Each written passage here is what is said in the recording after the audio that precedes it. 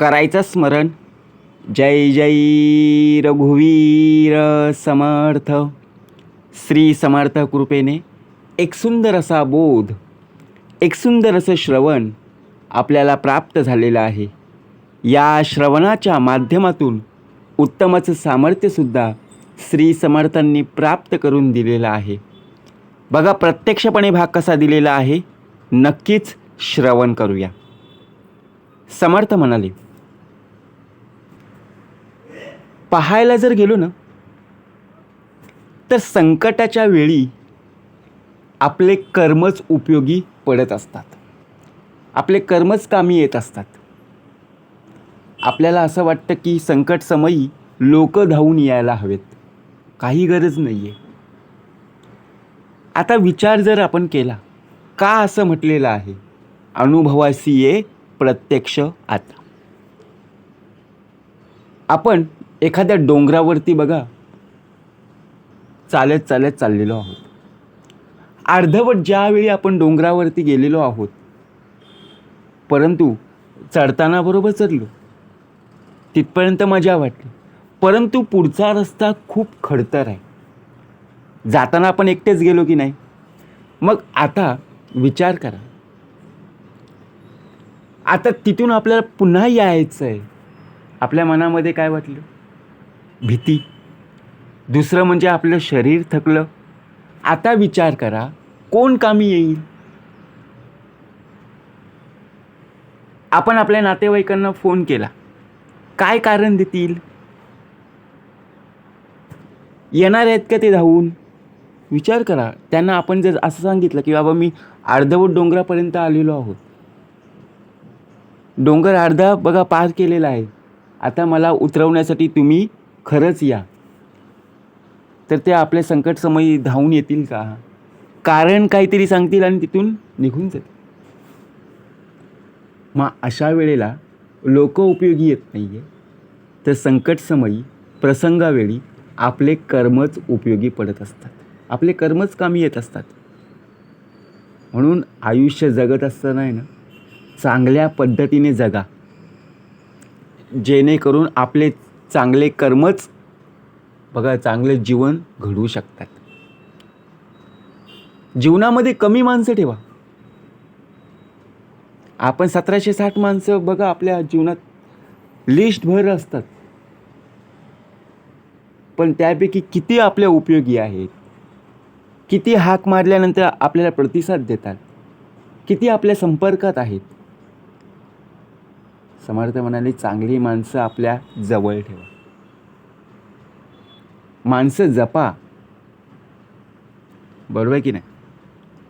का सांगितलेलं आहे, कारण खूप मोठी जरी संख्या असली की आपण काय विचार करतो, अरे त्या मनुष्य देहाकडे खूप मोठं पाठबळ आहे. बरोबर आहे, त्यांच्याकडे खूप माणसं आहेत, विजय त्यांचाच होणार आहे. परंतु समर्थ म्हणाले, शक्तीपेक्षा युक्ती श्रेष्ठ. का म्हटलेलं आहे, असं काही नसतं ना. त्यांच्याकडे बघा, आपण पाहिलंय, ऐकलंय की अनेक लोक जरी असली तरी कमी लोक असणारी सुद्धा माणसं विजयी होत असतात, पाहिलंय. परंतु सत्य आणि सदाचाराच्या मार्गाने चालणारे 5 जरी माणसं असली ना, तरी ते 100ला काय 1000ला पण भारी पडतात. बरोबर की नाही. जसे कौरव आणि पांडव, बरोबर भाग ऐकलाय ना.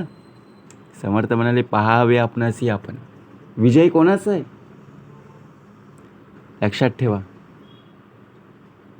म्हणून संकटाच्या वेळी आपले कर्मच आपल्या कामी येत असतात, आपल्या सोबत असतात.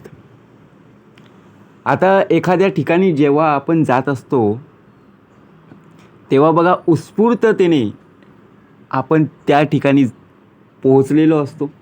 आपल्याला प्रसन्नता वाटत असते, मन आनंदी राहत असतं. परंतु शरीर थकल्यानंतर शरीर साथ देत नाही आहे. मग आता करायचं काय. मग त्यावेळी बघा कुठेतरी आपण शांततेने बसून राहतो. समर्थ म्हणाले, प्रामाणिक राहून खूपच भयंकर मानसिक त्रास सहन होत असतो. आपण ज्या ज्या वेळेला प्रामाणिकपणा आपल्यामध्ये दाखवत असतो तेव्हा लोक बघा आपल्याला खूप त्रास देत असतात. आपला प्रामाणिकपणा त्यांना आवडत नाही आहे. कारण का असतं हे फक्त सहन करणाऱ्यालाच कळत असतं. एखादी व्यक्ती ज्या वेळेला बघा उत्तराला उत्तर देत असते, म्हणजे काय, एखाद्या व्यक्तीला एखादा प्रश्न विचारला त्याला लगेच उत्तर देते. मग ज्यावेळी प्रश्नाला उत्तर मिळतं त्यावेळी पुन्हा तो प्रश्न विचारत नाही आहे, ती व्यक्ती त्याच्यासमोर जात नाही आहे. जर तुम्ही प्रश्नच विचारत राहिलात, उत्तराला उत्तरच मिळत नसेल, प्रश्नाला उत्तर मिळत नाही आहे, मग फक्त तो सहन करण्याची ताकद त्याच्यामध्ये असते. बरोबर की नाही? परंतु तो काय विचार करतो की मलाच सर्वजण बोलतात, मग मी एवढं प्रामाणिकपणा माझ्यामध्ये असून, एवढी मी चांगली व्यक्ती असून, समोरची व्यक्ती माझा मानसिक त्रास बघा, मानसिकदृष्ट्या त्रास देत आहे. बरोबर की नाही? परंतु आपण सहन करण्याची ताकद आपल्यामध्ये ठेवून दिलेली आहे. प्रत्येक शब्द न शब्द समर्थ म्हणाले लक्षात ठेवलं पाहिजे. आपण सुद्धा या पद्धतीने चाललेलो आहोत. समजून तोच घेत असतो ज्याला समजून कोणी घेतलेलंच नसतं. आपण विचार करतो ना, माझा मित्र असेल, माझी मैत्रीण असेल, किंवा माझे वर्गातले बघा जे कोणी असतील, किंवा आपले नातेवाईक असतील, किंवा शेजारी पाजारी असतील, आपण एखाद्याला जेव्हा विचारतो तेव्हा सर्वांची उत्तरं आपल्या मनासारखी नसतात. का असतात? नाही. आपण ठरवलं की बाबा आपल्याला इथे जायचं पिकनिकला, सर्वांचं मन तिथेच नाही रमणार. काही जण बोलतील समुद्र ठिकाणी जाऊया, काही ठिकाणी बोलतील निसर्ग सौंदर्य डोंगर या ठिकाणी जाऊया. बरोबर की नाही? काही ठिकाणी म्हणतील की आम्हाला मंदिरा ठिकाणी प्रसन्नता वाटते तिथे जाऊया. प्रत्येकाचं मन हे वेगवेगळं असतं, समर्थ म्हणाले. म्हणून उत्तम प्रकारे जगा. कारण का असतं, आपण आपलं ताट, आपल्या ताटामध्ये असणारे अन्नपदार्थ, आपल्या ताटामध्ये असणारे वस्तू ते आपण पाहत नाही. आपण दुसऱ्यांच्या ताटाकडे वाकून पाहत असतो. दुसऱ्यांच्या ताटातील घासाची अपेक्षा करत असतो. अहो समर्थ म्हणाले, बघा एखाद्या वेळी एखादा कार्यक्रम असतो, लग्न समारंभ असेल, हळद असेल, किंवा एखाद्या ठिकाणी पूजा असेल, किंवा एखादा कार्यक्रम असेल, त्या ठिकाणी बघा जेवण असतं, महाप्रसाद असतं. आपण काय करत असतो, आपल्या हातामध्ये ताट आहे ना, ताट आहे, वाटी आहे, चमच आहे, परंतु समोरची व्यक्ती काय घेते ना, कशामध्ये काय काय भांड्यामध्ये काय काय ठेवलं ना, ते आपण वाकून पाहतो. अहो कशाला, आपल्याला सुद्धा मिळणार आहे ना, तरीसुद्धा नाही हो, दुसऱ्यांच्या ताटामध्ये किती काय घेतलंय ते आपण वाकून पाहतो. अहो आपली जेवढी भूक आहे तेवढंच आपण घेणार ना. मग समर्थ म्हणाले, अपेक्षा आपल्या कमी असणं फार गरजेचं. कारण विचार जर केला, जीवनात प्रत्येक व्यक्तीची आपण कदर केली पाहिजे, प्रत्येक व्यक्तीचा आपण आदर केला पाहिजे. कारण जन्म हा पुन्हा मिळत नाही. का मिळतो? नाही. एकदा आलेला मनुष्य देह, त्याचं आयुष्य संपलं, शेवटचा दिवस गोड व्हावा संपलं. एकदा गेलेली व्यक्ती पुन्हा येत नाही. पैसा आला गेला परत येईल. आलेली वेळ बघा, प्रत्यक्षपणे त्या वेळेत संधीचं सोनं जर केलं तर चांगलं आहे, परंतु आलेली वेळ येऊन गेली, मग गेलेली वेळ पुन्हा येणार नाही. कधी कधी एखादा आजार बघा, आपल्या आयुष्यात अनेक आजार येत असतात, येतात जातात, पुन्हा येतात. कारण एखादा आजार हा औषधानं बरं होत नाही, पण असा काही आजार असतो ना काही, की एखाद्या व्यक्तीच्या बोलण्यानेच बरा होतो. काय वैशिष्ट्य असतं ना. म्हणून समर्थ म्हणाले, एखाद्या व्यक्तीचा आधार असणं फार गरजेचं आहे. कायम टिकणारी गोष्ट आपल्या आयुष्यात एकच आहे, ती म्हणजे माणुसकी. कारण जन्म हा पुन्हा पुन्हा नाही आहे. पैशापेक्षा जीवाभावाची माणसं, जिवलग माणसं आपण जोडली पाहिजे, जपली पाहिजे. हीच खरी आपली संपत्ती आहे. आपण पै न पै जमा करतो आणि माणुसकीला बाजूला ठेवतो. माणुसकी आपण तोडत चाललेलो आहोत आणि पैसा मात्र जोडत चाललेलो आहोत. समर्थ म्हणाले, काय घेऊन जाणार आहोत, पैसा की माणुसकी? पहावे आपणासी आपण. म्हणून चांगले विचार, चांगले कर्म आपल्या आयुष्यात उत्तम प्रकारे बघा आपल्यालाच जोडता आले पाहिजे.